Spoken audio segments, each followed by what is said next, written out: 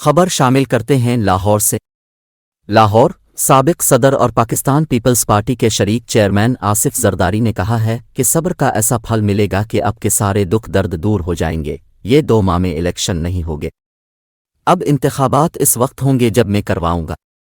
Bilawal house Lahore میں central Punjab کے امیدواروں سے خطاب میں آصف زرداری نے کہا کہ یہ 2 ماہ میں الیکشن نہیں کرا سکتے، انتخابات تب ہی ہوں گے جب میں کرواؤں گا۔ انہوں نے کہا کہ پیپلز پارٹی اور میں نے ہمیشہ جدوجہد کی ہے، کارکن صبر کریں کیونکہ صبر کا وہ پھل ملے گا جس کا آپ کو انداز بھی نہیں، سارے دکھ درد دور ہو جائیں گے۔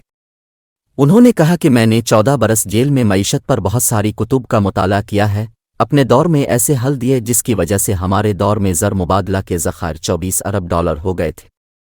انشاءاللہ ملک کی معیشت کو سنبھال کر زر مبادلہ کے ذخائر 100 ارب ڈالر تک پہنچاؤں گا۔